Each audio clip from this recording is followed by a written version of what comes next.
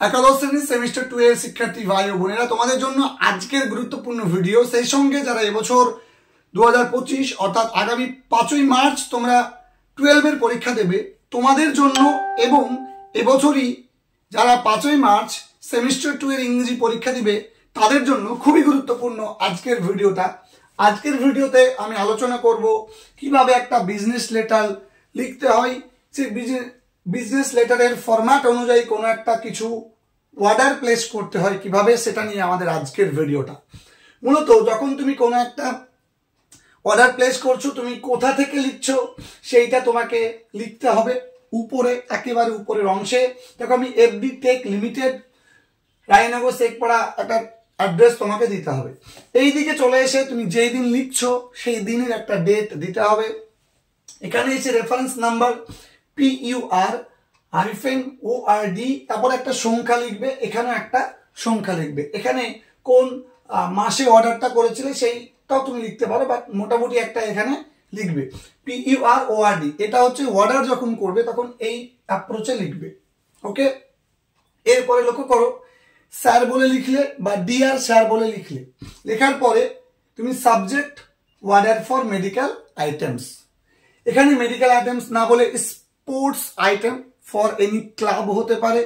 কোনো একটা পেন্টিং শপের জন্য বিভিন্ন ধরনের কালি মানে রং যেগুলোকে বলে কালার, আমরা সব বিষয় নিয়ে আলোচনা করব। দেখো এবার তুমি মূল অংশ লিখতে শুরু করছো। Thanks for the quotation of, এখানে কিসের কোটেশন? এখানে তুমি মেডিকেল আইটেমস লিখছো, তাহলে তুমি এখানে লিখবে মেডিকেল আইটেমস।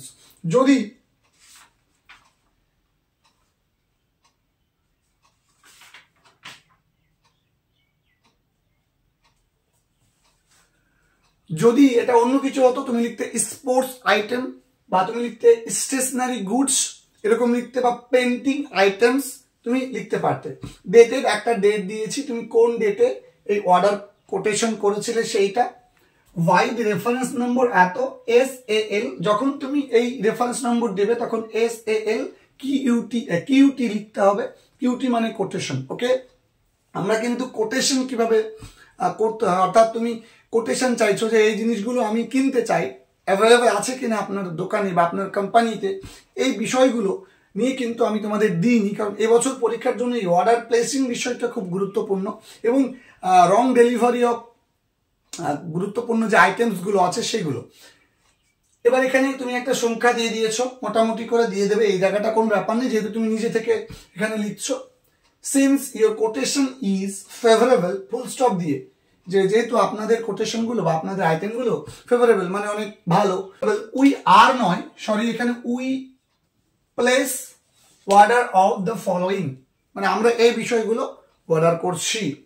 কি কি তুমি দরকার তুমি লিখে দাও 1 2 করে। X-ray machine type A type B, pulse oximeter type A, ICU বা OT মনিটর এবং নেবুলাইজার লিখে দিলে। যাদের এই জায়গাতে তুমি ধরে নাও যে তুমি কি লিখছো, স্টেশনারি গুডস লিখছো, এক্ষেত্রে তুমি কি কি লিখবে?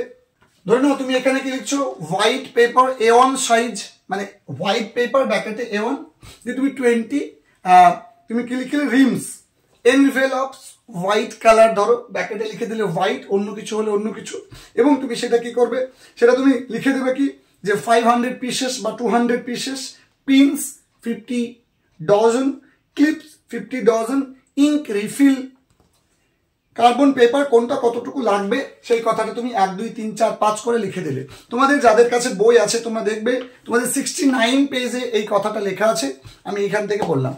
এরপরে তুমি কোনো একটা স্পোর্টস আইটেম নিতে চাইছো, তুমি ধরো বলছো এখানে ফুটবল, তো ব্র্যান্ড কি, তুমি বলে দিলে রিবক। দেখো ফুটবল ব্র্যান্ড হচ্ছে রিবক, দিয়ে কতগুলো লাগবে সংখ্যা বললে। ক্রিকেট একটা ব্র্যান্ডের নাম বললে, অ্যাডিডাস ধর ব্র্যান্ডের নাম বললে, যে কতগুলো লাগবে সেটা বললে। তারপরে ধরো ভলিবল, ব্যাডমিন্টন কোনটা কোন কোম্পানি, যেমন ভলিবল ধরো তোমার, তুমি একটা দিলে নিক, কতগুলো লাগবে। তারপরে তুমি দিলে যে ব্যাডমিন্টন র্যাকেট, ঠিক আছে, কোন একটা কোম্পানির একটা নাম বলে দিলে, ঠিক আছে, রিচ টাচ ধরো বলে দিলে, বা কিছু একটা নাম বলে দিলে কতগুলো লাগবে। এরকম করে বিভিন্ন স্পোর্টস আইটেম গুলো হতে পারে। আবার ধরো তুমি ক্রিকেট ব্যাট বলছো, ক্রিকেট ব্যাট হচ্ছে উইলো কাঠের, এরকম বিভিন্ন তুমি স্পোর্টস আইটেম নিয়ে প্লেসিং অর্ডার করতে পারো।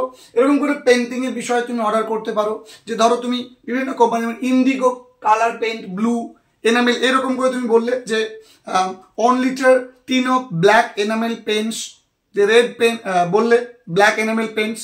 তারপর তুমি ধরো বললে টিন অফ মানে 500 grams tin of navy blue synthetic paints, এরকম বললে, বা 1 litre tin of green plastic paints, এরকম বললে, পেন্টের তুমি নাম বলে দিলে।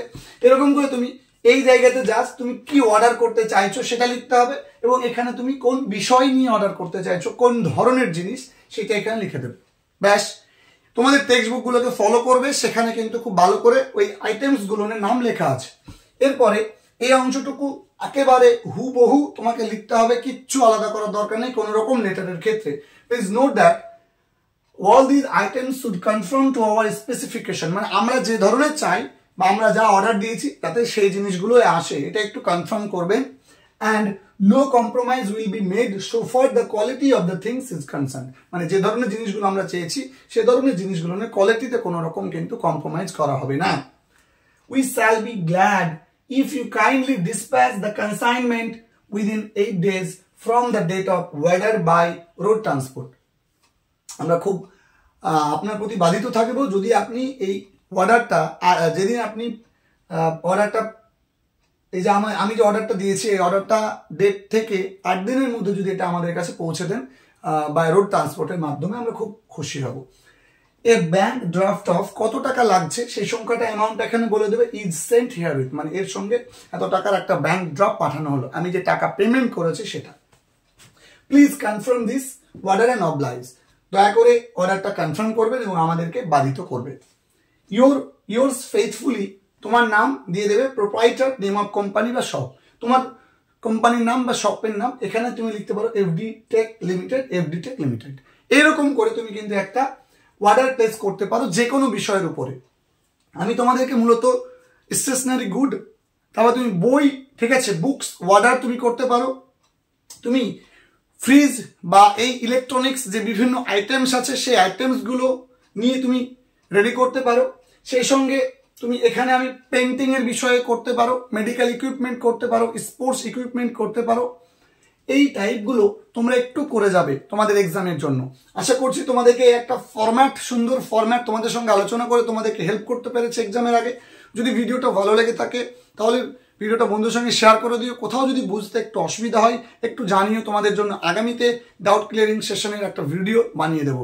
দেখা হবে তোমাদের সঙ্গে পরবর্তী ভিডিওতে। প্রত্যেকে ভালো থেকো, সুস্থ থেকো আর খুব ভালো করে পরীক্ষা দিও। ধন্যবাদ।